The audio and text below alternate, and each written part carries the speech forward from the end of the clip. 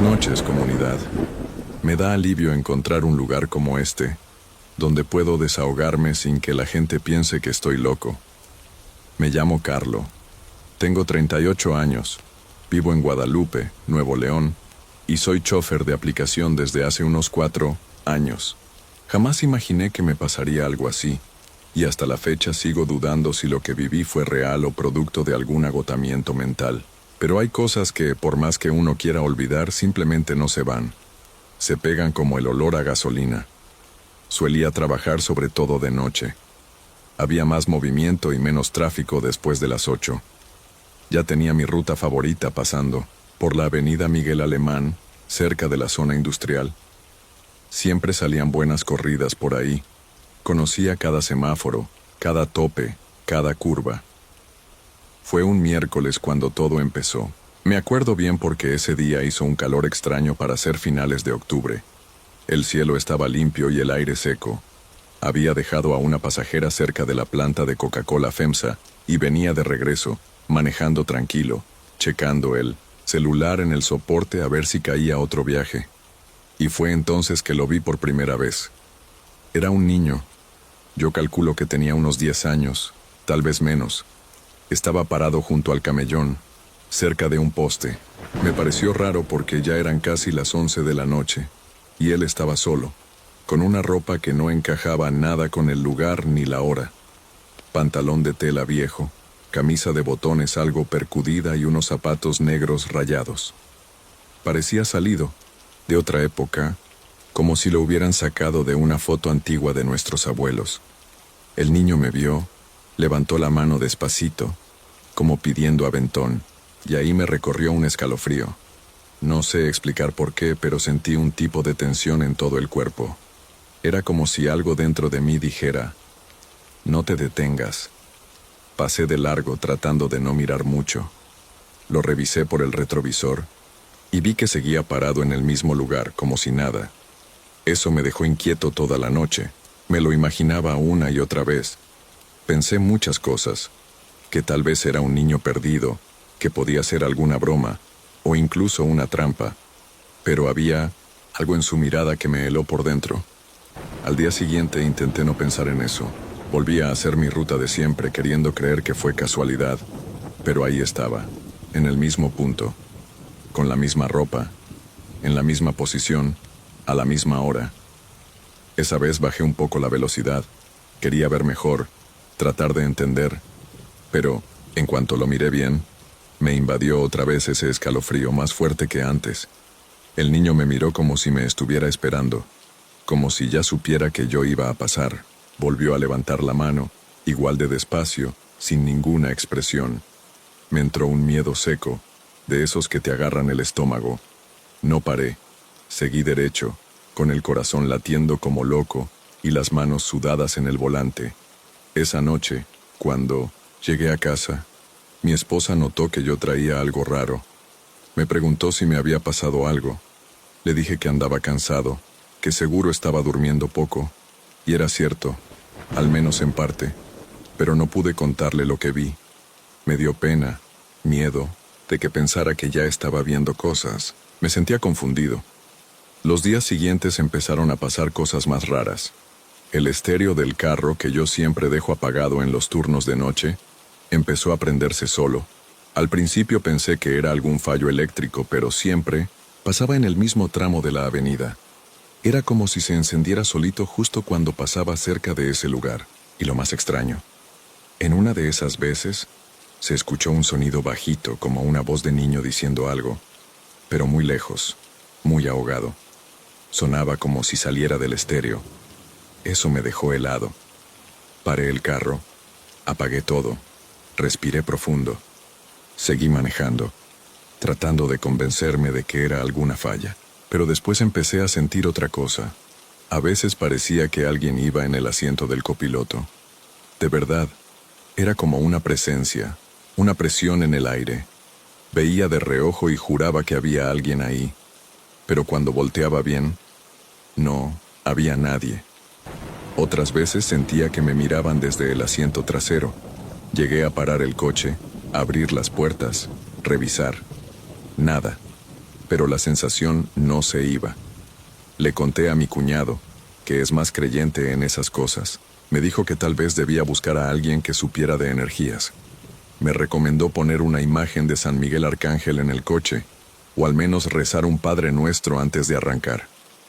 Me pareció exagerado, pero empecé a hacerlo. Uno nunca sabe. Todos hemos escuchado historias de gente que ve cosas en la carretera, fantasmas de accidentes, apariciones, pero nunca crees que te va a pasar a ti. Hasta que pasa. Empecé a evitar esa avenida. Tomaba otras rutas, aunque tardara más. Pero no servía de nada. El estéreo seguía con interferencias. A veces la voz regresaba, y la sensación de que alguien iba conmigo no se quitaba.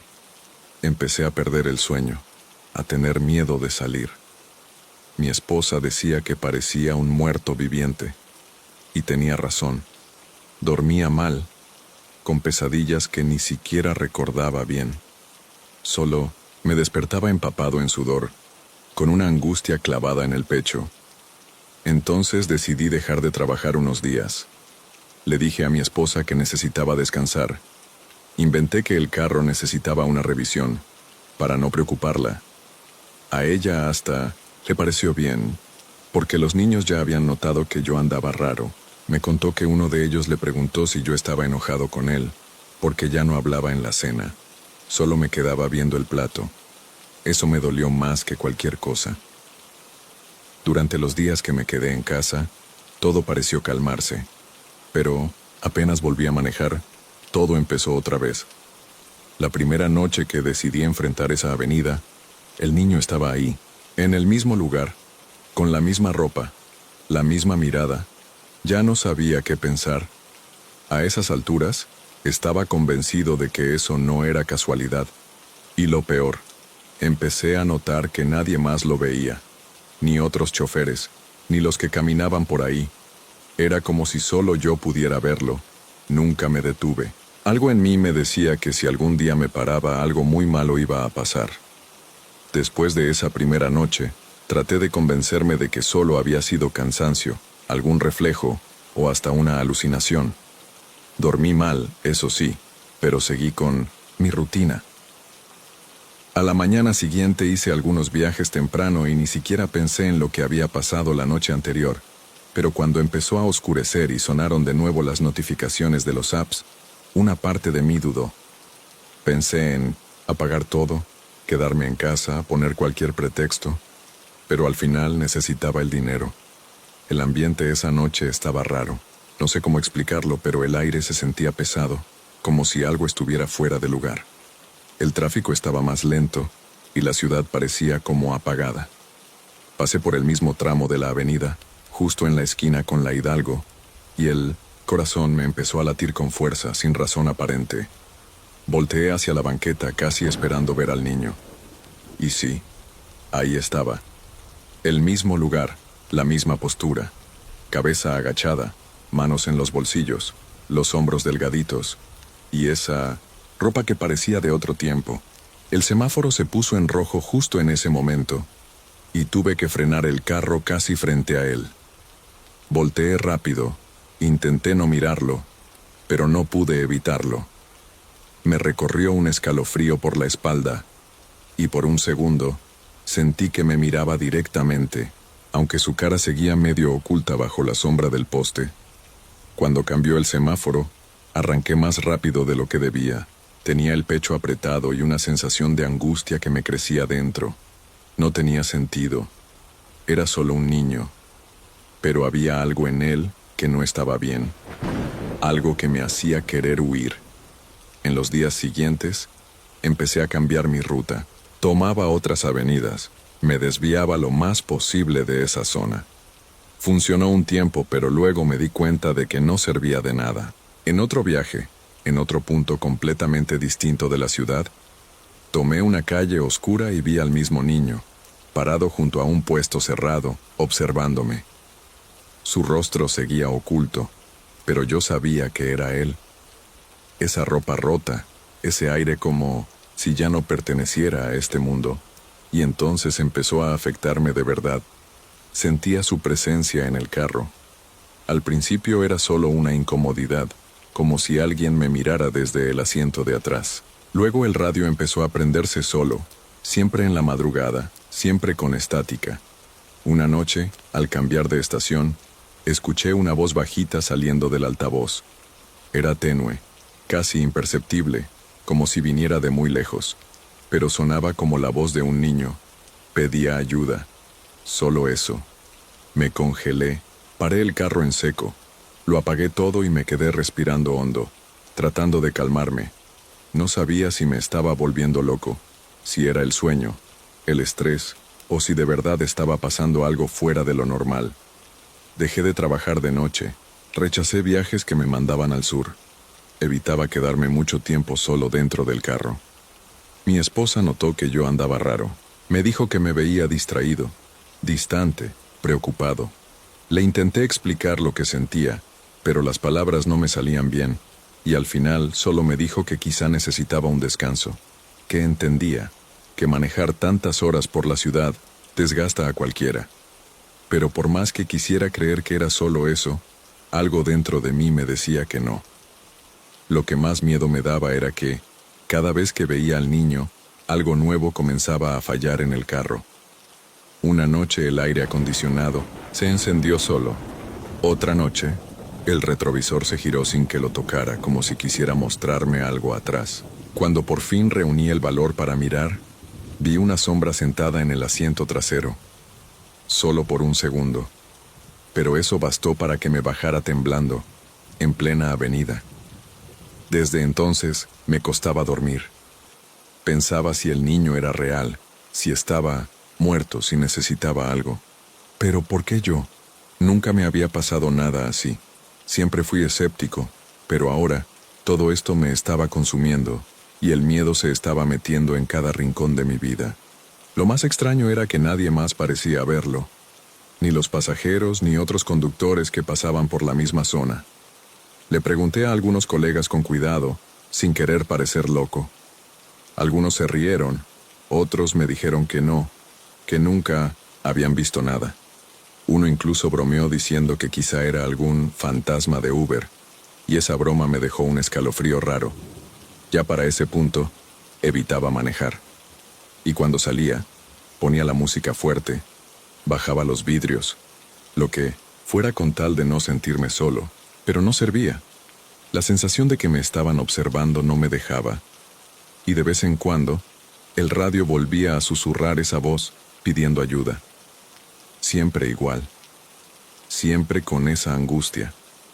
Empecé a llevar el carro al taller casi todos los días, pero los mecánicos no encontraban nada. Me decían que todo estaba bien, que quizá era solo una interferencia, algo normal en los radios más viejos. Pero mi carro no era viejo, era reciente, y esas interferencias solo pasaban en momentos muy específicos, como si alguien intentara hablarme. Ya no sabía qué era real y qué era producto de mi mente, y fue ahí cuando empecé a pensar que, tal vez, sí me estaba volviendo loco. Empecé a evitar salir de noche por completo. Aunque la situación económica estaba difícil, prefería dejar de trabajar en los horarios más rentables para no pasar por esa avenida. Pero no servía de mucho. El niño parecía encontrarme donde quiera que estuviera, y empecé a sentir que, de alguna manera, sabía dónde vivía. Una madrugada, me desperté con un ruido muy sutil, como si alguien hubiera tocado la reja. Me quedé en silencio, inmóvil en la cama, con el corazón acelerado. Escuchaba un leve chirrido metálico, intermitente, como si alguien empujara la reja y luego se detuviera. Cuando el ruido cesó, me levanté despacio, fui a la ventana del frente y abrí la cortina con cuidado. No vi a nadie, pero en el suelo, justo en medio de la banqueta, había una marca, como una huella pequeña hecha en el polvo del concreto, como si un niño hubiera estado ahí descalzo. Me quedé mirando eso unos segundos. Después cerré la ventana y fui a la cocina a tomar agua. Dormir después de eso fue imposible. Durante el día, las cosas parecían casi normales. Casi. Pero en la noche era como si existiera otro mundo detrás del nuestro. y yo me estuviera tropezando con él cada vez más. La radio del coche volvió a prender sola, pero ahora era más insistente. Ya no era solo una voz pidiendo ayuda. Era un lamento continuo, apagado, casi lloroso. A veces parecía más cerca, como si la voz estuviera dentro del coche y no en la radio. Una de esas noches dejé a un pasajero en una calle cerca del centro, y de regreso, decidí pasar frente a la parroquia antigua de Guadalupe, esperando sentir algo de tranquilidad. No sé, siempre me había gustado ese lugar. Me daba cierta paz, pero cuando pasé despacio por la calle trasera de la iglesia, la radio chilló tan fuerte que casi salté en el asiento. De repente, la pantalla del tablero parpadeó y la luz interna se encendió. Y sentí que el asiento del copiloto se hundía, como si alguien acabara de sentarse ahí. No tuve valor para mirar. Solo apagué el coche y me quedé quieto, sin mover un músculo, durante minutos que parecieron horas. Traté de controlar la respiración, pero mis manos temblaban. Sentí un sudor frío recorrer mi espalda. Tuve la impresión de escuchar la respiración de otra persona, bajita, del lado derecho, una respiración lenta, pesada, y de repente, la radio volvió a prender, sola sin que tocara nada, y la misma voz de niño dijo, entrecortada por la estática, que me estaba esperando, que aún me necesitaba. Salí del coche casi tropezando, dejé la puerta abierta, me senté en la banqueta, y me quedé ahí hasta que amaneció. No tenía duda de que algo se había pegado a mí. No sabía qué era, ni por qué. Solo sabía que estaba al borde del colapso. Después de eso pasé días sin manejar. Mi esposa pensó que estaba sufriendo un agotamiento y me sugirió buscar un psicólogo. Casi acepté, pero no sabía ni cómo empezar a explicar lo que estaba viviendo. No podía decir que creía que me seguía un espíritu o lo que fuera esa presencia. El viernes de esa semana recibí una notificación de la aplicación con una promoción de carreras al doble. Era tentador. Necesitábamos el dinero. Me obligué a salir, aunque por dentro temblaba. La primera hora fue tranquila. Recogí a una pareja en el centro y los llevé a Guadalupe Norte. Cuando regresaba por la avenida principal, el semáforo se puso en rojo. Y ahí estaba otra vez, el mismo niño, parado en la banqueta. Pero esta vez no miraba al suelo. Estaba de frente, con el rostro parcialmente iluminado por la luz del faro. Y lo que vi me paralizó. Sus ojos parecían opacos, sin brillo. La piel del rostro sucia, lastimada. Y por un segundo, juro que sonrió. Una sonrisa débil, torcida, que no combinaba con la mirada vacía. Sentí algo helado subir por el estómago, como si me hubiera tragado una piedra. El semáforo cambió a verde, pero mi pie no respondía. Me quedé parado, congelado, con los carros atrás tocando la bocina. Entonces algo me hizo voltear despacio hacia el asiento del copiloto. Y ahí estaba sentado el mismo niño, como si siempre hubiera estado ahí. Solté un grito ahogado, pisé el acelerador y me fui sin mirar atrás. Pasé el resto de la noche dentro del coche, estacionado en una gasolinera 24 horas, sin valor para ir a casa. Borré todas las notificaciones de carrera del celular, y en ese momento tuve la certeza de que todo eso no iba a parar. No importaba a dónde fuera. El niño no quería solo que lo vieran, quería que lo llevaran a algún lugar. La semana siguiente, casi no salí de mi cuarto. Dormía mal, con sobresaltos. Me despertaba a medianoche con la sensación de que alguien me observaba desde la puerta o sentado al pie de la cama. Mi esposa me decía que me notaba raro, retraído. Incluso me preguntó si había hecho alguna tontería en la calle. Intenté explicarle que era solo estrés del trabajo, que había pasado unos sustos manejando, pero ni yo mismo creía lo que decía. Era como si la verdad fuera demasiado absurda para decirla en voz alta. Aunque no salía, las cosas empeoraron. La televisión se encendía sola en la madrugada, siempre con el volumen al mínimo. La radio del carro, que ya evitaba prender, empezaba a sonar sola apenas abría la cochera, incluso sin la llave puesta. Una noche, escuché un llanto infantil que venía desde la cajuela. Me quedé paralizado varios minutos. Cuando por fin tuve el valor de abrirla, no había nada. Pero el olor, un olor extraño, medio dulce, medio agrio, como trapo mojado guardado por mucho tiempo, se quedó impregnado por días. En ese punto, ya no comía bien, no dormía bien, y evitaba salir de casa. Pero lo más aterrador fue darme cuenta de que, aunque no saliera, la presencia se sentía cada vez más cerca. Veía sombras por el rabillo del ojo. Escuchaba pasos pequeños por el pasillo en plena madrugada. Una vez, creí ver un par de pies, descalzos debajo de la cortina de la sala. Cuando la abrí no había nadie, pero la alfombra estaba marcada, como si alguien hubiera estado parado ahí. Llegué al extremo de apagar todas las luces de la casa y dormir con la cabeza cubierta, como hacía de niño.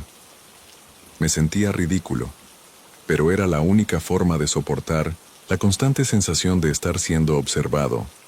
Mi esposa pensó que estaba cayendo en depresión. Me sugirió ir a una iglesia o a un centro espiritual. Le dije que no era necesario, que pronto estaría mejor, pero en el fondo, yo sabía que no iba a mejorar. La noche más extraña de todas me desperté con la sensación de estar siendo asfixiado, como si algo muy ligero pero frío me presionara el pecho. Abrí los ojos y no vi nada, solo el techo, pero mis brazos no respondían. Me tomó varios segundos lograr sentarme. Cuando al fin lo hice, vi algo en el espejo del closet, una sombra pequeña, parada detrás de mí, como el reflejo de alguien muy bajito, inmóvil. Me giré de inmediato, pero no había nadie. El espejo se empañó por unos segundos como si alguien hubiera respirado cerca. A pesar de todo, seguí trabajando, no por valentía, sino por necesidad. El dinero no me permitía dejarlo. Intenté ignorarlo todo y seguir adelante. Durante unos días, pareció funcionar. No vi nada, no oí nada. Empecé a pensar que quizás todo había sido producto del cansancio extremo. Pero una noche, volviendo por la misma avenida, lo vi de nuevo. Al niño. Exactamente igual. El mismo rostro. La misma ropa. La misma mirada vacía. Solo que esta vez no estaba en la banqueta. Estaba en medio de la calle. No tuve tiempo de pensar. Solo sentí el golpe. El carro giró. Perdí el control y choqué contra un poste. No recuerdo los segundos que siguieron.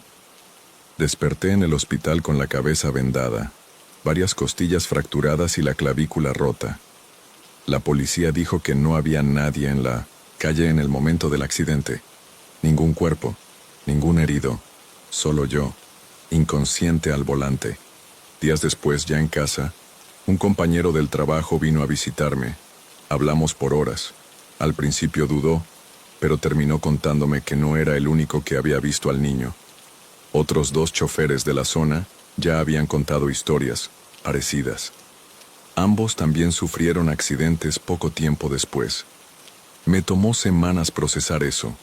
Era como si una pieza encajara por fin, pero la imagen que se formaba era aún más perturbadora. No se trataba solo de algo sobrenatural.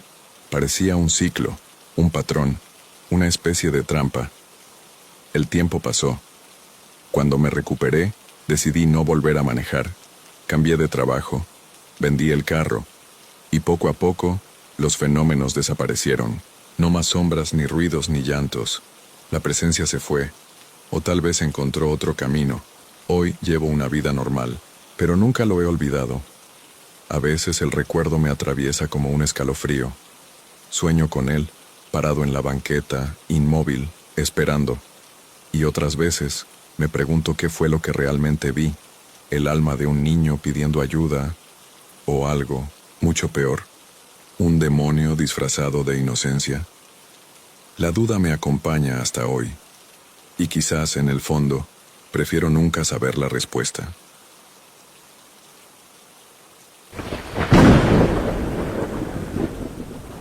Buenas noches a todos. Me llamo Francisco Paulo.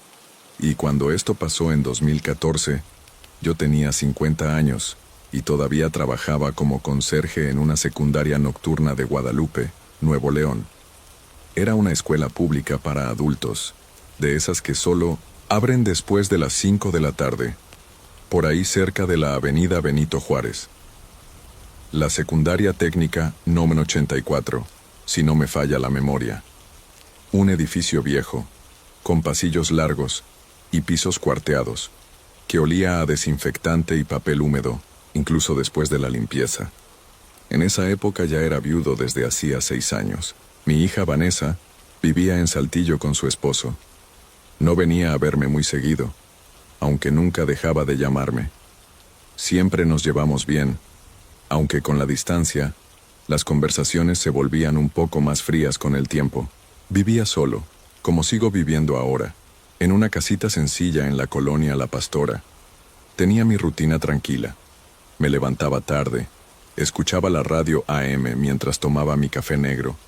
Leía el periódico del día anterior que agarraba en Mimosentos en la tienda, y cuando daban las 5, me ponía el uniforme y tomaba el camión hacia la escuela. El trabajo ahí no era difícil, pero sí requería paciencia. Los alumnos adultos, por lo general, ya venían con sus vidas bastante pesadas, y el ambiente se ponía bien callado después de las 9 de la noche. Yo recorría los pasillos, limpiaba los baños, barría los salones, sacaba la basura. Cosas sencillas. Nunca fui de creer en esas historias de fantasmas, aunque todo conserje siempre escucha una que otra. Pensaba que era pura gente sugestionada o con ganas de asustar a los demás. Pero en esa escuela había un salón que empezó a incomodarme de una manera distinta. Era el Salón 23, al final del pasillo del segundo piso. Sus ventanas daban al patio trasero, donde casi nunca pasaba nadie. No tenía nada de especial, salvo por el hecho de que cada noche las bancas aparecían fuera de su lugar. Al principio pensé que algún maestro hacía dinámicas en grupo y se le olvidaba acomodarlas después, pero me di cuenta de que eso solo pasaba en la noche, y no era siempre igual. A veces las bancas estaban en círculo, otras, todas mirando hacia la parte de atrás, o agrupadas de 3 en 3. No tenía lógica. Empecé a preguntarles a los maestros y a la gente de dirección si alguien había notado eso, pero nadie supo explicarme. Me dijeron que ese salón casi no se usaba, que solo había una clase ahí los martes y jueves, y el resto del tiempo permanecía cerrado. Pero incluso en los días en que yo mismo lo cerraba, al día siguiente las bancas aparecían movidas. Intenté convencerme de que tal vez se me estaba olvidando. Después de tantos años limpiando, uno entra en modo automático.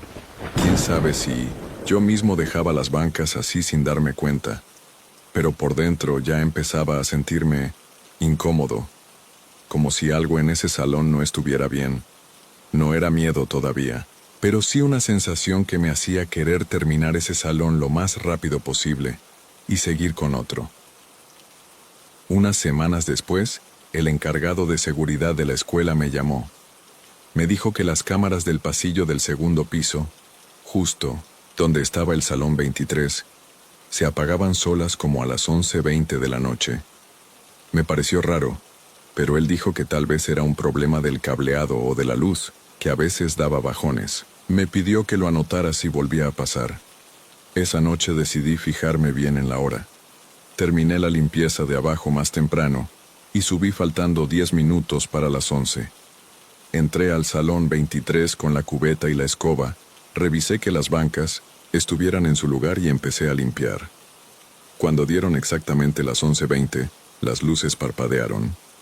No se apagaron del todo, solo dieron un chasquido raro, como cuando está por irse la luz. No le di mucha importancia hasta que escuché, muy leve, el sonido de una silla arrastrándose, pero afuera del salón. Salí al pasillo. Estaba vacío, claro. Di una vuelta, revisé los otros salones. Todo normal. Pero al regresar al 23, 2 bancas estaban en otra posición, y yo tenía la certeza de que minutos antes ya había pasado por ahí. Sentí un escalofrío, de esos que empiezan en la nuca y bajan por la espalda, como si alguien te estuviera observando. Terminé la limpieza más rápido de lo normal y bajé, sin mirar atrás. La noche siguiente pasó otra vez. Misma hora. Cámaras apagadas, luz parpadeando, sonido leve de algo moviéndose arriba. Decidí no subir enseguida. Me quedé en la entrada, esperando. Cuando subí más tarde, el salón tenía las bancas agrupadas al centro como si alguien hubiera hecho una rueda de conversación. Empecé a anotarlo todo en un cuaderno. La hora, la posición de las bancas, cualquier ruido. No le conté nada a mi hija. Seguro me iba a decir que era estrés, o que pidiera un cambio de turno. Y en el fondo, yo todavía no creía que fuera algo sobrenatural. Solo me parecía raro, incómodo, como si algo estuviera tratando de llamar la atención sin hacer escándalo. Después de eso, empecé a notar otras cosas. Marcas suaves en el piso que no eran de mis botas, hojas sueltas con garabatos incompletos y un tipo de olor, como a gis mojado, mezclado con sudor viejo. Era leve, pero siempre estaba ahí cuando el salón amanecía movido. Seguí yendo a trabajar, claro. No podía darme el lujo de faltar. Pero cada noche, al subir al segundo piso, rezaba un Padre Nuestro en silencio y evitaba mirar mucho tiempo dentro del salón 23. No sabía qué esperar a partir de ahí, pero algo, ahí adentro, no quería ser ignorado. Y así fue como empezó todo. Todo empezó de una forma tan sutil que hasta parecía cosa mía. Pero después de unas semanas, ya no era tan fácil ignorarlo. Lo que al principio eran solo pupitres movidos y cámaras apagadas, empezó a tomar otro peso, una incomodidad más profunda, como si la misma escuela quisiera sacarme de ahí. Por esa época ya evitaba quedarme solo mucho tiempo en el segundo piso. Solía limpiar primero la planta baja, aunque eso me desacomodara la rutina. Era raro, porque conocía cada rincón de ese lugar, cada ruido normal, el crujido de las ventanas viejas con el viento, el chirrido de las puertas de fierro cuando topaban. Pero lo que pasaba con el Salón 23 no se parecía a nada de eso. Una noche, después de que se fueron los últimos alumnos y los maestros apagaron las luces, subí con la escoba y el trapeador para limpiar los baños de arriba. Caminé por el pasillo sin mirar a los lados, queriendo terminar rápido. Al pasar, frente al Salón 23, noté que la puerta estaba entornada. Yo recordaba bien haberla cerrado con llave. Me dije que luego la revisaría, porque a veces la chapa se trababa, pero antes de que acabara con los baños, escuché un golpe seco dentro del salón.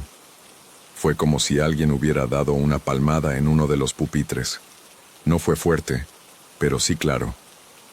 Me quedé quieto unos segundos, buscando otra explicación. ¿El aire? ¿Un ruido de la calle? Pero ya era tarde y esa parte de la escuela quedaba bien aislada. No se escuchaba tráfico ni voces, solo mi propio corazón, acelerado. Volví al salón. La puerta estaba ahora completamente abierta. No había nadie dentro. La luz estaba apagada, y aún así noté que algunos pupitres habían sido arrastrados, otra vez. Esta vez en pares alineados al fondo del aula como si alguien se preparara para un examen. Pero ese salón no se había usado en todo el día. Eso empezó a afectarme de otra manera. Ya no era solo rareza, era una sensación de presencia, como si algo me estuviera observando en silencio, esperando mi reacción. Sentí un nudo en el estómago que apretaba despacio. Respiré hondo y cerré la puerta con fuerza. Bajé sin terminar la limpieza. No regresé sino hasta el día siguiente, más temprano, cuando todavía había gente en la escuela.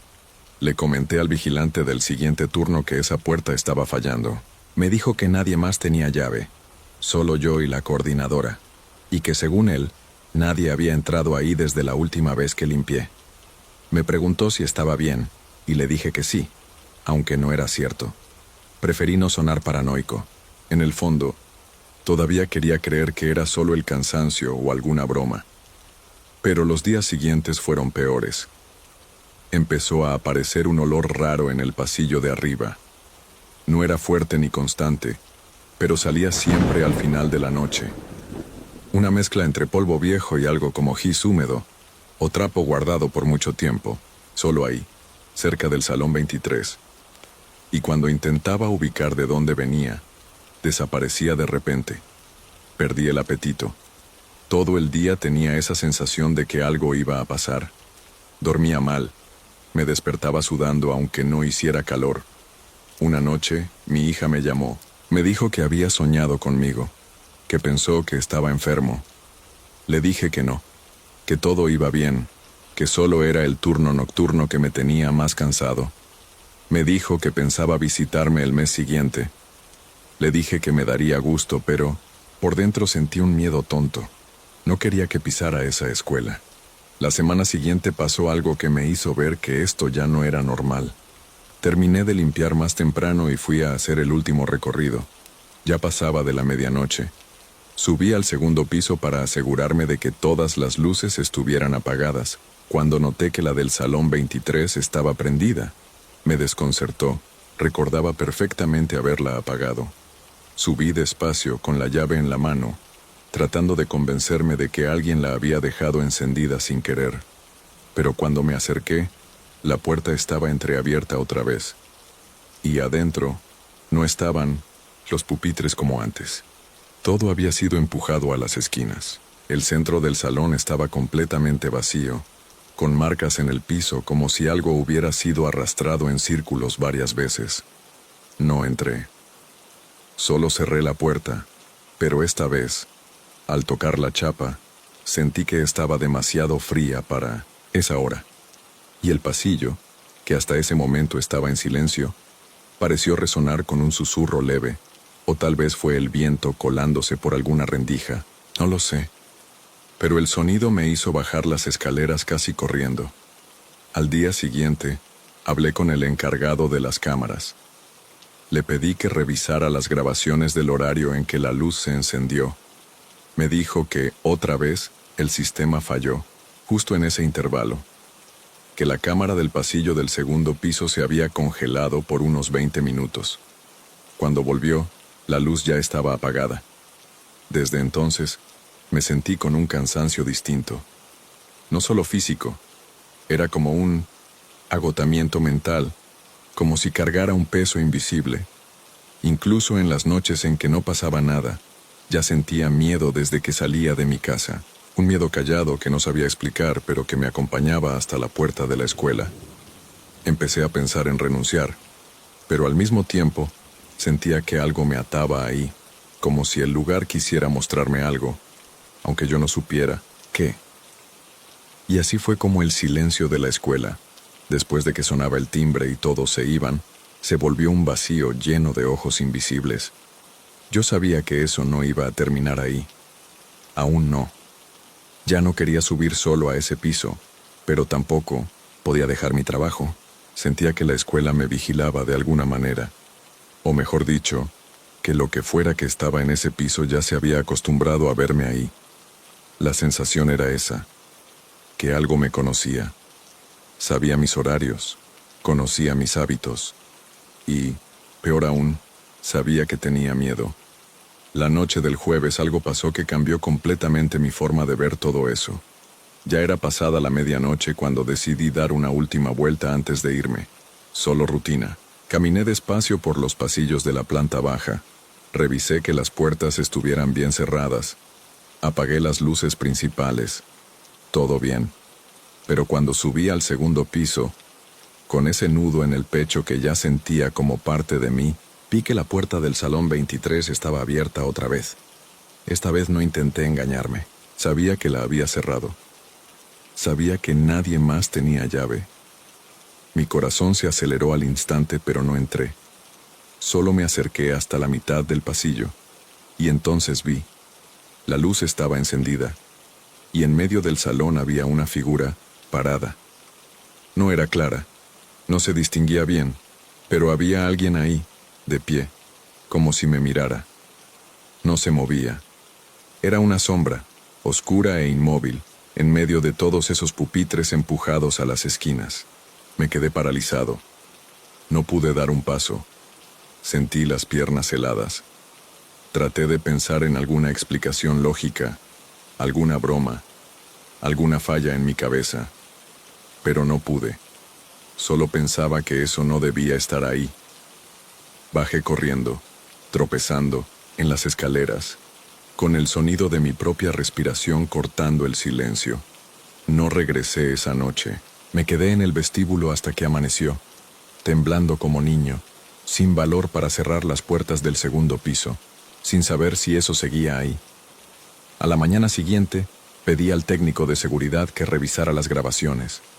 Se sorprendió con mi estado. Dijo que estaba pálido y con las manos temblorosas. Solo le dije que necesitaba aclarar una duda urgente. Tardó un poco, pero me llamó para ver el fragmento de la grabación. Vimos juntos el momento exacto. La cámara del pasillo había grabado mis movimientos hasta la mitad del piso. Ahí estaba, yo con la linterna en mano parado. Y entonces, una distorsión. La pantalla se llenó de líneas, como si estuviera dañada. Después de unos segundos, volvió a la normalidad y mostraba cómo bajaba corriendo las escaleras. Me preguntó qué había pasado. No supe cómo explicarlo. Dije que podría ser alguna falla en el sensor. Me miró medio desconfiado.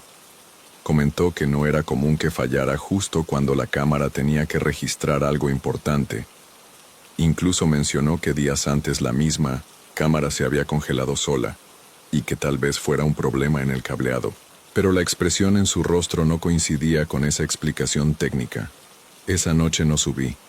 Me quedé solo en la planta baja, barriendo todo rápido y limpiando lo mejor que pude. No fui a revisar los salones de arriba, ni apagué las luces. Corté la corriente directo desde el interruptor. Me negué a pisar ese pasillo otra vez, aunque sentí que me observaban. Varias veces volteé pensando que alguien pasaba detrás de mí. Una sombra en el rabillo del ojo, un reflejo extraño en el cristal de la puerta de la dirección. Pero no había nada. Cuando salí de la escuela ya casi eran la 1 de la mañana. El silencio de la calle me pareció un alivio. El aire afuera estaba más ligero. En casa, intenté dormir, pero me quedé acostado viendo el techo por horas, con la imagen de esa cosa en medio del salón consumiéndome por dentro. No podía olvidarla. La figura parada, oscura, mirándome aunque no alcanzaba a ver sus ojos. Los días siguientes me preguntaba si eso había elegido justo el salón 23 por alguna razón. Era un salón normal como cualquier otro, pero hacía tiempo que nadie lo usaba. Tal vez por eso, tal vez porque estaba vacío, tal vez por eso se volvió refugio de algo también olvidado. Pensaba en eso seguido, incluso durante el día, en el camión, en el mercado, hasta en la ducha. Sentía que cargaba algo conmigo. No era como si me hubieran poseído o algo así, pero era esa sensación constante de que mi cabeza estaba invadida, como si mi mente estuviera sintonizada con ese lugar ahora. Me veía cerrando los ojos y visualizando el salón, el piso gastado, las esquinas oscuras, la puerta que insistía en abrirse. Sabía que algo iba a pasar otra vez, y sabía que, la próxima vez, no iba a poder salir corriendo. Después de esa noche, ya no pude ver la escuela de la misma manera. Los días siguientes traté de mantener la rutina, pero la mente no me dejaba en paz. Mi hija llamaba de vez en cuando. Preguntaba si estaba bien, pero nunca le dije lo que estaba pasando. Ella vive lejos y, aunque así fuera, no quería preocupar a nadie. Empecé a evitar ir a la escuela cuando trabajaba solo. Cuando no había opción, llegaba temprano y me iba lo antes posible. Pero las cosas seguían pasando. No solo la sala con los pupitres, que sabía que nadie movía, sino también unos ruidos, pasos, susurros que sentía cerca, aunque estuviera solo. Y a veces un olor extraño en el pasillo, como tierra mojada mezclada con algo que no podía identificar. Una noche me encontré mirando la cámara del pasillo, aunque sabía que podía fallar. El video mostraba el salón 23 abierto, los pupitres reorganizados, la luz encendida, y por un segundo, solo un segundo, parecía que había alguien ahí, no una sombra indefinida, sino una figura real, un poco borrosa, que se quedó parada y luego desapareció sin salir del cuadro. Pensé en contarlo a alguien, tal vez al director, a los maestros, pero pensé que me tomarían por loco, o que cerrarían la escuela y perdería mi trabajo. También pensé que quizás ya estaba demasiado viejo para ese trabajo, y que la soledad me hacía imaginar cosas. Con el tiempo, empecé a dormir menos y a sentir un cansancio extraño. A veces, en el silencio de la noche, parecía que alguien me observaba desde la oscuridad incluso estando en casa, y cuando miraba el reloj, siempre marcaba exactamente las 2:33. Nunca entendí por qué. Nunca supe si lo que vi en esa escuela era cosa de mi mente, un juego de sombras y cansancio, o si realmente había algo ahí, sin explicación. Pero la certeza que quedó es que nunca más me sentí realmente solo, ni en la escuela, ni en casa. Hoy, cuando paso por la escuela, veo esa puerta cerrada y siento un nudo en el pecho. No sé qué hay dentro y quizá nunca lo sepa. Lo que sí sé es que esa sala, esos pupitres reorganizados y las cámaras que se apagan solas no eran coincidencia. Algo vive ahí, entre esas paredes, y yo fui uno de los pocos que pudo darse cuenta. En el fondo, quizás lo peor es esa duda permanente, esa sensación de que hay algo que no podemos controlar ni entender, que está ahí observando y esperando, y que a veces, cuando estamos demasiado solos, decide mostrarse.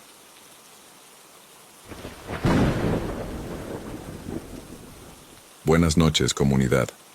Me llamo Alex, y como ingeniero civil siempre he sido un hombre con los pies en la tierra, escéptico y responsable. En 2010, tenía 38 años y trabajaba para una constructora que fue contratada para remodelar un hospital abandonado en Guadalupe, Nuevo León. Era una obra grande, y desde el principio supe que iba a requerir mucha atención a los detalles, porque el edificio llevaba cerrado casi 20 años. La estructura seguía en pie, pero el tiempo había dejado su marca. Paredes con moho, filtraciones, cables podridos, equipo médico viejo todavía tirado en algunas salas, y ese olor que solo tienen los lugares abandonados, una mezcla de polvo, humedad y algo más, como si el aire estuviera viejo. El hospital estaba en una zona apartada, rodeado de lotes baldíos, y los vecinos más grandes solían decir que era mejor dejar ese lugar en paz. Un señor que vendía tacos en la esquina me comentó que ahí se murió mucha gente loca, y que no era buena idea andar removiendo cosas que ya estaban muertas. Me reí en ese momento, porque uno se acostumbra a escuchar ese tipo de cosas cuando trabaja en lugares así. Pensé que era pura superstición. Durante los primeros días, todo marchó como debía. Empezamos con la parte eléctrica, luego la limpieza de los pasillos más accesibles. Pero fue en el sótano donde las cosas comenzaron a sentirse raras. La entrada estaba cerrada con una puerta de metal, encadenada y con un candado grueso, como si alguien hubiera querido asegurarse de que nadie bajara ahí. Ordené que cortaran el candado con una sierra eléctrica. Bajamos 3 personas, yo y 2 trabajadores. El pasillo era estrecho, con puertas a los lados. El aire se sentía más denso, más húmedo. El olor era fuerte, y todo estaba cubierto de polvo y telarañas. En una de las salas había un estante tirado y una caja de cartón con el logotipo viejo del hospital. Adentro, cintas VHS con etiquetas escritas a mano, fechas, nombres, números de expediente, y en algunas, la palabra privado escrita con plumón rojo. No le di demasiada importancia en ese momento. Me llevé algunas a casa por curiosidad. Aún conservo un reproductor de VHS porque colecciono películas viejas, así que pensé que no me costaba nada echarles un vistazo antes de desecharlas. Esa noche puse la primera cinta. Empezaba con una imagen temblorosa de una sala blanca, con un reloj análogo en la pared. Un doctor con bata se sentaba frente a un escritorio, con una grabadora al lado y un expediente abierto. Luego entraba una mujer joven, tal vez de unos 20 años. Se sentaba frente al médico, visiblemente incómoda. Él hacía preguntas en un tono tranquilo, pausado, casi sin emoción. Las respuestas de ella eran inestables. A veces reía de forma rara, otras lloraba sin motivo aparente. No se notaba un diálogo médico común. Era más bien un interrogatorio. Me puso incómodo. Vi 2 cintas más esa misma noche. En una aparecía un niño como de 12 años que decía tener sueños, con personas sin ojos. En la otra, un señor mayor repetía que alguien le ponía cosas en la cabeza mientras dormía. Todas las grabaciones eran en la misma sala, con la misma cámara y el mismo doctor. Lo más inquietante no fue el contenido, sino el nombre de la mujer de la primera cinta. Era un apellido raro, y yo estaba casi seguro de haberlo visto antes. Después de pensarlo un poco, me di cuenta de que reconocía su cara también. Era parecida a una señora que, años atrás, había visto trabajando como intendente en otro proyecto de remodelación en Guadalupe. El mismo rostro, el mismo nombre. Eso me revolvió el estómago. Al día siguiente traté de seguir con normalidad. Revisé los planos, hablé con los obreros, supervisé avances, pero no podía sacarme de la cabeza las cintas. Y para colmo, empezaron a pasar cosas raras en la obra. Una viga cayó sin razón, aunque estaba asegurada correctamente. Uno de los muchachos dijo que había visto una sombra moverse en el pasillo del fondo. Otro juraba que había escuchado su nombre en susurros, estando solo en el ala este. Al principio pensé que era juego, o que el encierro y el polvo les estaban afectando. Pero una mañana llegué y encontré las luces del sótano encendidas. Yo mismo las había apagado el día anterior. Cuando le pregunté al electricista, me dijo que nadie más tenía acceso fuera de horario. Lo peor fue cuando empecé a encontrar las cintas en lugares donde yo no las había dejado. Una apareció en el asiento trasero de mi carro, otra en mi caja de herramientas. No le conté a nadie, simplemente las guardé todas en su caja y la encerré en mi oficina temporal de obra. Esa noche tuve una pesadilla. Estaba en la sala blanca de la grabación. El reloj no tenía manecillas. El doctor estaba detrás de mí, de pie, sin moverse, observándome. Me desperté empapado en sudor, con el corazón acelerado y una sensación muy clara de que algo me había seguido a casa. Volví al trabajo con dolor de cabeza y un nudo en el pecho. Empecé a dudar de mi propio juicio. Nunca he sido alguien fácil de impresionar, pero ese hospital tenía algo que no podía explicar. Algo en esas cintas no estaba bien, y lo más inquietante era que, de alguna manera, todo parecía estar apenas comenzando. Después de esa noche, intenté no volver a ver los videos. Los guardé todos en una caja de herramientas con candado, y me convencí de que lo que había visto era producto del cansancio. Aún así, la sensación de estar siendo observado no se iba. En mi casa, durante los momentos de más silencio, era como si alguien se quedara parado frente a la puerta de mi recámara. En la obra, bastaba con doblar alguna esquina del hospital para que un escalofrío me subiera por la espalda. No era frío. Era algo que parecía estar consciente de mi presencia. La remodelación seguía su curso, pero nadie hablaba abiertamente de lo que pasaba ahí dentro. Los accidentes continuaron, siempre con explicaciones técnicas. Una viga mal sujeta, una herramienta que se resbaló. Pero había un patrón. Siempre ocurría en el mismo pasillo, el del fondo. Un ayudante mencionó que sentía náuseas cada vez que tenía que pasar por ahí. Otro contó que soñaba con el hospital incluso en sus días libres, pero en los sueños el lugar estaba limpio, como si aún estuviera en funcionamiento. Incluso el sonido era diferente. Decía escuchar campanitas, como las de una bicicleta vieja. Una tarde tuve que bajar al sótano para revisar el cableado con un electricista. El foco de la escalera estaba fundido, y el resto del corredor estaba en total oscuridad. Pedí que prendieran los reflectores portátiles, pero cuando bajamos descubrimos que las baterías estaban descargadas, a pesar de que se habían cargado la noche anterior. Tomé una linterna de mi mochila y avancé. El electricista prefirió esperar arriba.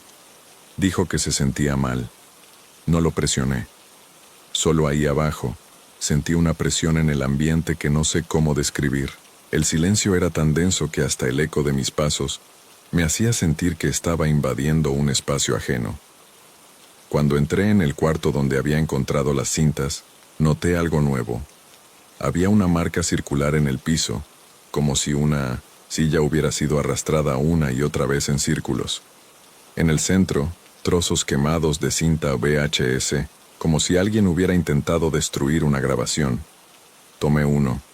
Aún estaba tibio. como si eso hubiera pasado hacía apenas unos minutos. Pero el sótano estaba cerrado con llave y esa llave la tenía yo. Subí con prisa. En la escalera algo me hizo tropezar. Por un instante sentí que alguien me había agarrado del tobillo. Pero no había nada. Solo un peldaño vacío. Cuando llegué arriba, me temblaban las manos. El electricista me miró con cara de susto, como si viera en mí algo que yo no había notado. No dije nada. Me encerré en la oficina y no salí por el resto de la tarde. Esa noche el sueño fue peor. El médico de las cintas estaba en mi recámara. No lo veía con claridad. Era como si una neblina lo rodeara, pero estaba ahí. De pie, junto a mi cama, con la misma expresión inexpresiva que en los videos. No decía nada.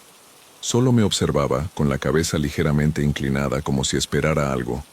Me desperté gritando, pero sin voz, la garganta cerrada, el cuerpo paralizado. Tardé varios segundos en poder moverme. Fui al baño.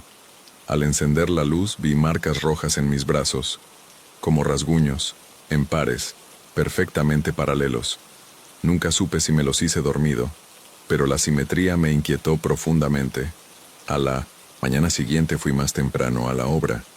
Quería revisar los archivos viejos del hospital, que habían sido almacenados en una sala en la planta baja. Entre cajas llenas de papeles húmedos y mohosos, encontré expedientes de los años 80. Empecé a buscar los nombres que había visto en las cintas. Lo que encontré fue aún más perturbador. Todos estaban registrados como pacientes, sí, pero también figuraban en el sistema del hospital municipal actual. Algunos como pacientes recientes, otros como personal activo. ¿Cómo era posible? Las fechas no coincidían. Una mujer ingresada en 1983 por esquizofrenia aparecía como auxiliar de enfermería, con la misma edad de entonces. Era como si el tiempo no hubiera pasado para esas personas, o como si fueran otras, con los mismos nombres. Le conté eso a un colega ingeniero en quien confiaba. Me respondió con escepticismo. Sugirió que los archivos podrían estar mal digitados, o que eran simples coincidencias. Me recomendó tomarme unos días, que el estrés podía estarme afectando. Quizás tenía razón, pero el problema era que no todo era psicológico. Las luces del pasillo del fondo parpadeaban todos los días a las 3:12 p.m., en punto. Revisé el cableado decenas de veces. No había explicación lógica. Y luego ocurrió algo peor. Aparecieron huellas, descalzas, pequeñas, como de un niño que había estado mojado. Salían de una sala clausurada de la planta baja y se detenían justo frente a la puerta de la sala de herramientas donde había guardado las cintas. Uno de los trabajadores, el mismo que decía oír susurros, pidió que lo cambiaran de área al día siguiente. Dijo que ya no pensaba volver a ese sector. No lo obligué. Yo mismo ya no quería volver ahí. Con las semanas, empecé a tener lagunas mentales. Pequeños apagones. Recordaba haber entrado a una sala y de pronto ya estaba fuera, sin saber qué había hecho. Nunca me había pasado algo así. Comencé a dejarme notas para controlar esos vacíos. Un día encontré una escrita con otra letra, más temblorosa, como si la mano que la escribió hubiera estado desesperada. Decía solamente: él quiere continuar el experimento. Hasta ese momento seguía buscando explicaciones racionales. Pensaba en agotamiento, en problemas del sueño, incluso en moho tóxico. Pero todo se derrumbó cuando noté que las cosas me seguían incluso fuera del hospital. Una noche, en el espejo del baño de mi casa, vi al médico detrás de mí. No como en un sueño, sino como un reflejo claro. Me giré de inmediato. No había nadie. Aún así, tardé más de 1 hora en atreverme a salir del baño. Para entonces, ya no sabía si me estaba volviendo loco o si en verdad había algo en ese hospital que nunca debió ser descubierto. Algo que permaneció encerrado, olvidado, hasta que yo desenterré esas cintas. Y ahora parecía que eso ya sabía quién era yo. A principios de agosto, las cosas empezaron a escalar a un nivel que nunca imaginé posible. Ya no se trataba solo de incomodidad o sustos ocasionales. Todo el ambiente en la obra parecía enfermo. El aire dentro del hospital abandonado se volvía más denso con cada día que pasaba, y no solo en el sentido físico. Era como si algo invisible se estuviera acumulando allí, algo que oprimía el pecho, que hacía cada paso más pesado, cada respiro más tenso. Incluso los sonidos cambiaron. Los ruidos normales de la construcción empezaron a mezclarse con otros, más bajos, casi imperceptibles. Arrastres que venían de habitaciones vacías, llantos apagados desde pasillos sellados, susurros que nadie admitía haber oído pero que todos parecían sentir. Empecé a notar que algunos trabajadores evitaban ciertas zonas del edificio. Uno de ellos, que hasta entonces era el más puntual del equipo, comenzó a llegar tarde todos los días, alegando malestares físicos. Otro simplemente dejó de presentarse. Cuando traté de llamarlo, me dijeron que estaba internado, en estado catatónico.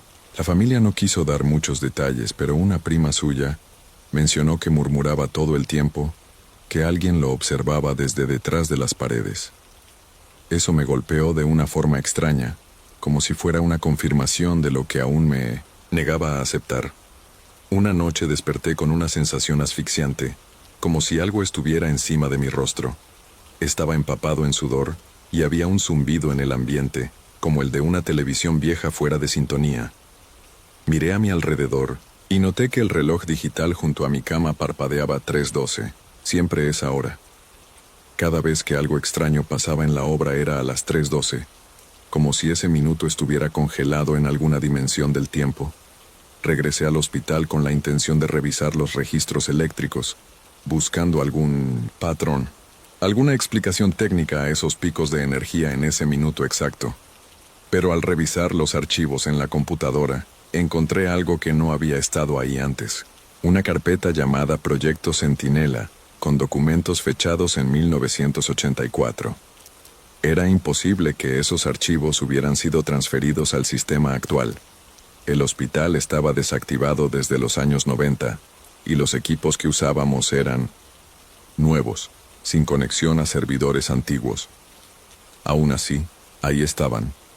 Abrí los documentos. Eran informes de un experimento. El nombre del médico de las grabaciones aparecía como responsable técnico, junto a una sigla que no reconocí de inmediato. CIMAC, Control de Aislamiento Mental de Alta Complejidad. En los documentos se hablaba de módulos de observación, protocolos de confinamiento y fases de disonancia inducida. Los términos eran fríos, científicos, pero entre ellos, ciertos fragmentos me dejaron sin aliento. Un paciente decía que escuchaba voces que salían de los azulejos. Otro aseguraba que su sombra se movía antes que él. Un tercero relataba haber visto su propio cuerpo acostado en la camilla mientras flotaba sobre él. Y al final de cada informe, una frase se repetía: el observador despierto no debe ser interrumpido. Esa frase comenzó a perseguirme. Empecé a verla en otros lugares, garabateada en una pared del antiguo consultorio psiquiátrico, escrita a lápiz en la contraportada de un expediente, e incluso una vez en uno de mis propios cuadernos, aunque no recordaba haberla escrito. Esa semana, comencé a tener sueños aún más vívidos. No eran pesadillas en el sentido clásico, pero había algo profundamente perturbador en ellos. Siempre era el mismo escenario. Yo estaba en el hospital, pero no como ingeniero. Llevaba una bata blanca. Caminaba con una libreta en la mano, anotando cosas mientras observaba pacientes tras vidrios espejados.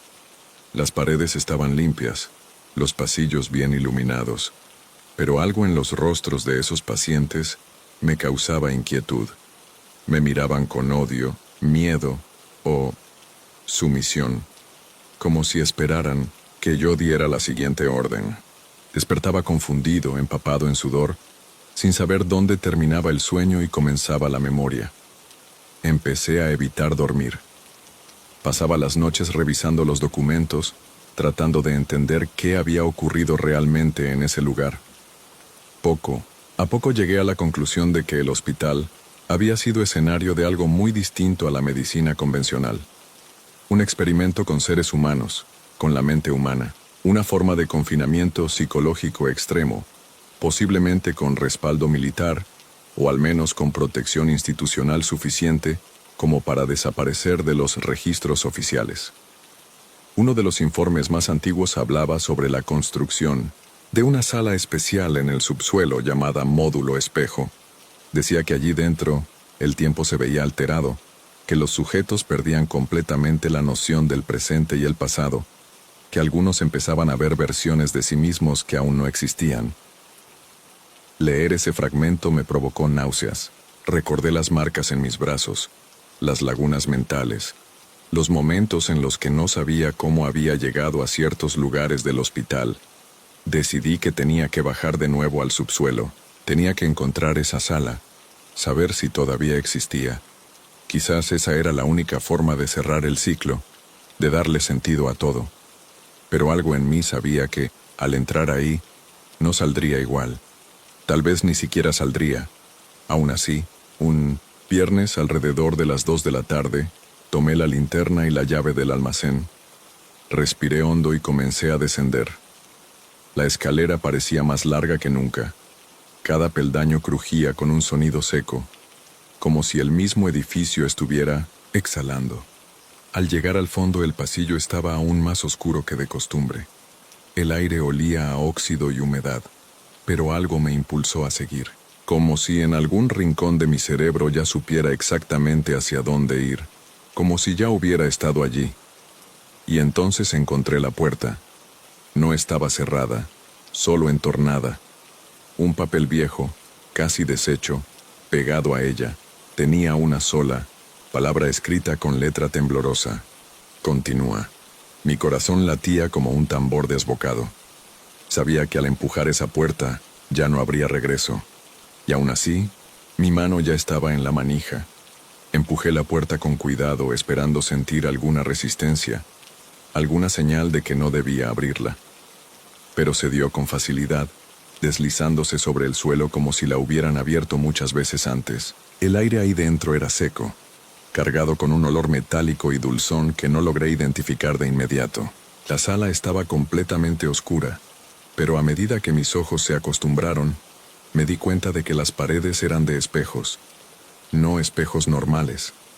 Eran opacos, sucios, distorsionados. Reflejaban mi imagen con retraso, como si hubiera un defecto en el tiempo entre lo que yo hacía y lo que mostraban. En el centro de la sala había una silla de metal, colocada frente a una de las paredes. Del techo colgaban cables como telarañas, algunos aún conectados a equipos oxidados, otros cortados, abandonados. Era como si hubieran interrumpido algo a toda prisa, como si alguien hubiera escapado, o peor, como si hubieran dejado algo encerrado ahí adentro. Me senté por instinto. Quería entender qué había pasado en ese lugar, encontrar alguna pista concreta que explicara todo. Pero en cuanto mis dedos tocaron los brazos de la silla, un zumbido profundo llenó la sala. La luz de la linterna titiló. Luego se apagó por completo. Me quedé ahí, inmerso en la oscuridad, con el sonido creciendo a mi alrededor como si viniera de dentro de las paredes, o desde dentro de mí.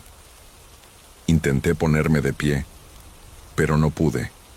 Las piernas me temblaban, y el aire era demasiado pesado para respirar. Cerré los ojos tratando de recuperar claridad, y cuando los abrí de nuevo ya no estaba solo. En el espejo frente a mí, mi reflejo había cambiado. Yo seguía ahí, sentado, pero la imagen ya no me imitaba. Respiraba distinto, parpadeaba en momentos erróneos. Tenía la mirada fija en mí, como si me reconociera, pero no como un espejo, sino como algo que me observaba desde afuera, algo consciente. Quise hablar, pero no me salía la voz. El reflejo sonrió, una sonrisa mínima, controlada, sin mostrar los dientes.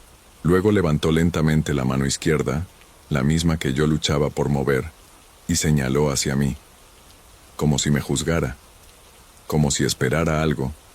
El zumbido se volvió ensordecedor. Imágenes comenzaron a aparecer en los espejos alrededor. Pacientes amarrados, médicos observando con frialdad, gritos sin sonido, bocas abiertas en desesperación. Vi al doctor de las grabaciones. Vi a los trabajadores desaparecidos. Me vi a mí mismo, en otras versiones, en otros momentos, entrando a la sala, observando, repitiendo. Era como si eso estuviera ocurriendo otra vez. No solo conmigo, sino con todos los que habían estado ahí. Un ciclo, una repetición sin fin. Y entonces, todo se apagó. Desperté afuera del hospital, sucio, desorientado, con un corte en la frente y las manos arañadas. Estaba amaneciendo. Mi coche estaba cerrado con seguro, tal como lo había dejado. Mi celular, sin batería. Caminé hasta una gasolinera y pedí ayuda. Me atendió un muchacho que me miró como si hubiera visto a un muerto. Me dijo que parecía llevar días sin dormir. Cuando le pregunté qué día era, me respondió, lunes. Yo había entrado a ese sótano el viernes por la tarde. No pude explicar nada, ni a la policía, ni a los doctores que me examinaron después. Dijeron que quizá había sufrido un episodio psicótico, que el estrés me había llevado a un colapso. No insistieron. Tampoco me hicieron muchas preguntas. La sala de los espejos nunca fue encontrada. Consulté los planos originales del hospital y no estaba ahí. Aunque sabía que me iban a tomar por loco, le pregunté al maestro de obras sobre la sala y me dijo que simplemente no existía tal sala, que estaba seguro porque revisó todos los cuartos que iban a ser remodelados uno por uno. Ese era su trabajo. Yo también revisé. Yo sabía. Esa sala no estaba cuando hice la inspección del edificio antes de la obra. Después de eso, dejé de preguntar. La gente ya me miraba raro, y yo necesitaba conservar mi trabajo, poner comida en la mesa. La constructora abandonó el proyecto unas semanas después. Alegaron fallas estructurales, inviabilidad económica. Nadie más quiso saber del edificio, y curiosamente ni los vecinos parecían preocuparse. Era como si el hospital nunca hubiera estado ahí, como si todos ya lo hubieran olvidado. Pero yo no lo he olvidado. Todavía sueño con la sala de los espejos. Todavía despierto con la sensación de que no soy el mismo que se acostó la noche anterior. A veces, al pasar frente a un espejo, noto que mi reflejo tarda una fracción de segundo en seguirme, como si dudara si debía imitarme o no. He pensado en volver, intentar entender la verdad. Pero ¿y si todo eso no fue un delirio?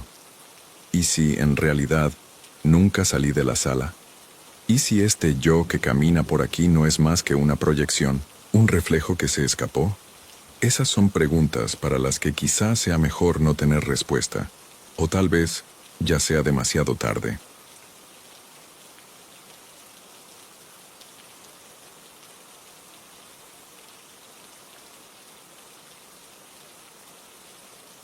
Buenas noches, gracias por escucharme.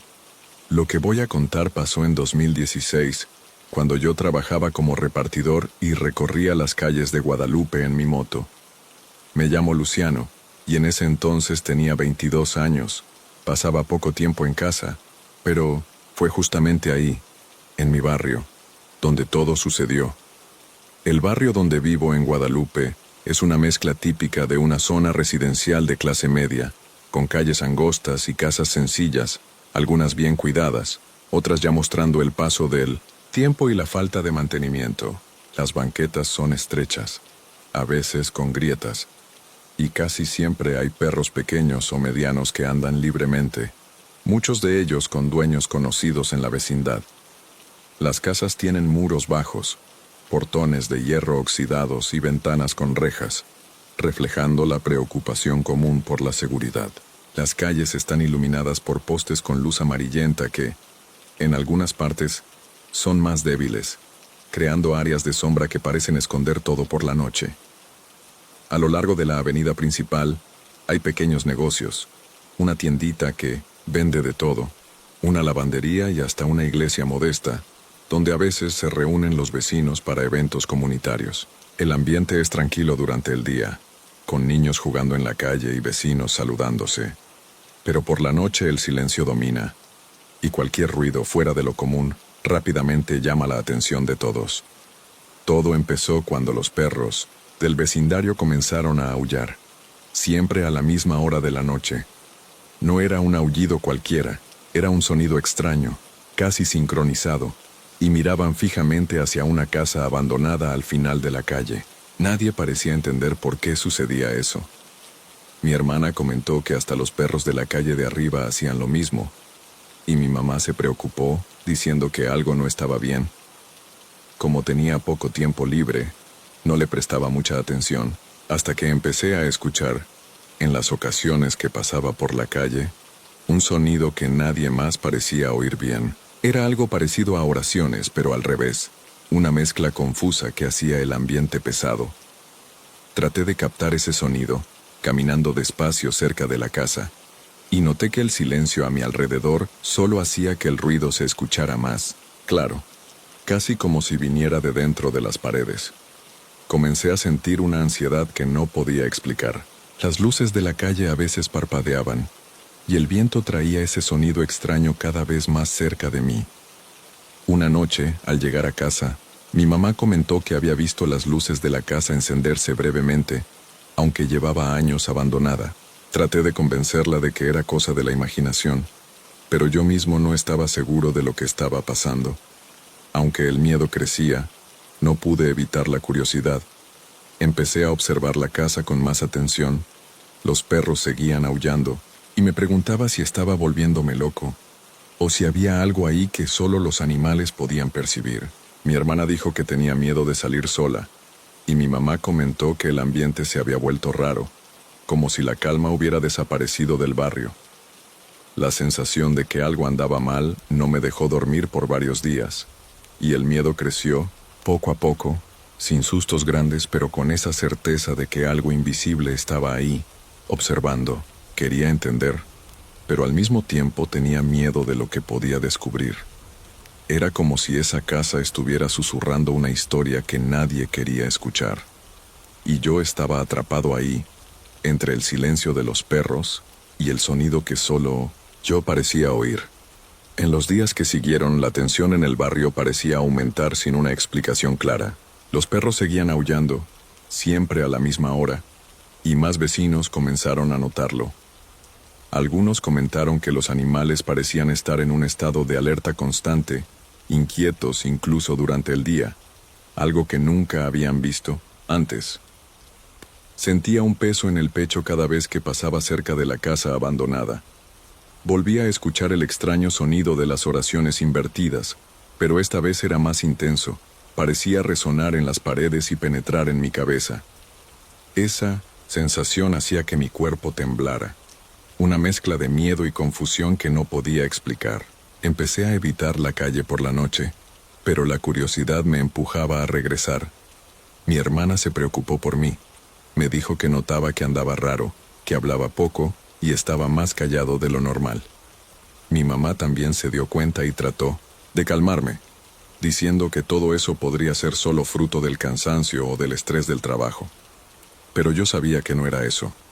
Algo andaba mal, y sentía que tenía que descubrir qué era. Entonces decidí grabar el sonido. Con mi celular me acerqué a la casa intentando captar ese ruido que solo los perros parecían escuchar con tanta claridad. Cuando regresé a casa y escuché la grabación, me perturbó. Eso no era un simple ruido. Eran palabras distorsionadas, una especie de oración al revés que parecía invocar a algo oscuro. Mi corazón se aceleró solo de pensar en lo que podría significar. En los días siguientes, los perros comenzaron a negarse a entrar a sus casas, y algunos incluso huían cuando yo pasaba cerca. La gente empezó a comentar que sentía un peso en el aire, una sensación extraña que no podían explicar. Yo mismo sentía que me estaban observando todo el tiempo, incluso dentro de mi casa. La ansiedad crecía y el miedo se volvía casi palpable. A pesar de todo, nada se explicaba. No había señales claras de quién o qué podía estar causando eso. Y los vecinos empezaron a alejarse del tema por miedo a parecer locos. Pero yo sabía que algo pasaba en esa casa. Algo que los perros intentaban avisar. Algo que tal vez solo ellos podían escuchar y que yo de alguna forma ya empezaba a oír también. Con el paso de los días, El miedo que sentía se volvió más intenso y difícil de ignorar. Las noches se hacían cada vez más pesadas, como si el aire estuviera cargado de algo que no podía identificar, pero que dejaba mi cuerpo tenso y la mente inquieta. Trataba de convencerme de que solo era cansancio del trabajo, la rutina pesada, de repartidor, las presiones del día a día, pero no era solo eso. Una de esas noches, cuando regresaba de una entrega, escuché el aullido de los perros más cerca de lo habitual. Estaban en el terreno de la casa abandonada, mirando fijamente hacia la puerta como si esperaran que algo o alguien apareciera allí. La sensación de que algo estaba mal me dominó. Me acerqué despacio, con el celular en la mano para grabar, pero el sonido que captaba era diferente del que yo sentía. Era como si los aparatos no fueran capaces de captar la verdadera intensidad de esa presencia invisible. Mi hermana empezó a preguntarme si estaba bien, porque notaba que no dormía, bien que estaba más callado y con ojeras profundas. Mi mamá, viuda y siempre preocupada, trató de tranquilizarme diciendo que las cosas mejorarían, pero veía la preocupación en sus ojos, aunque no dijeran nada directamente. Traté de no contar todo lo que estaba pasando para no parecer loco, pero sentía que necesitaba compartirlo con alguien. Una noche tuve un sueño que no pude olvidar. En el sueño, escuché esa misma voz invertida que venía de la casa abandonada, pero esta vez era más clara, más amenazante. La voz parecía llamar mi nombre y suplicar que fuera hasta allá. Desperté sudando frío, con el corazón acelerado, y sentí una presencia en mi ventana. No había nada, solo el silencio pesado que me acompañaba desde hacía días. Después de ese sueño, mi deseo de entender qué estaba pasando solo aumentó. Necesitaba descubrir qué guardaba esa casa, qué hacía que los perros aullaran al unísono, y que yo escuchara esas oraciones invertidas. La sensación era que algo estaba ahí, muy cerca, pero invisible, y tal vez solo los perros tenían la verdadera capacidad de percibirlo. Sabía que jugar con eso podía ser peligroso, que tal vez no hubiera una respuesta simple o alguna explicación, pero no podía parar. Estaba atrapado en un miedo que mezclaba curiosidad y pavor, y esa casa abandonada se había vuelto el centro de todo eso, un misterio que sentía que debía enfrentar, aunque me costara caro. En los días que siguieron al último episodio, en la casa abandonada la sensación de inquietud nunca me dejó. Mi mamá notó que andaba más callado, y mi hermana comentó que parecía estar siempre distraído, como si esperara que algo pasara en cualquier momento. Yo mismo intenté entender si todo eso había sido real o producto del cansancio y la imaginación. Después de todo, ¿quién realmente escucha sonidos que nadie más puede oír? Las noches siguieron marcadas por un silencio extraño, interrumpido solo por los aullidos sincronizados de los perros del vecindario, siempre apuntando hacia esa misma casa vacía.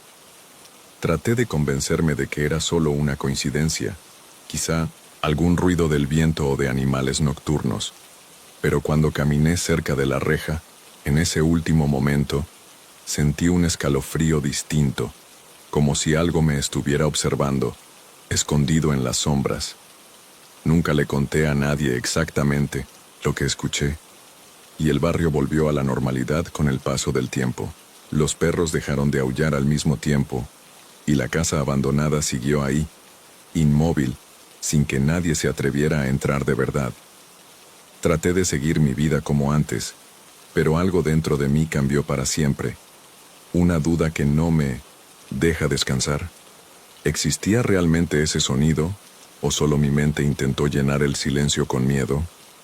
Hasta hoy, a veces, cuando paso por esa calle y veo a los perros mirando fijamente hacia la casa, siento un nudo en el estómago. ¿Qué hay? ¿Ahí dentro? Nunca lo sabré. Quizás sea mejor así.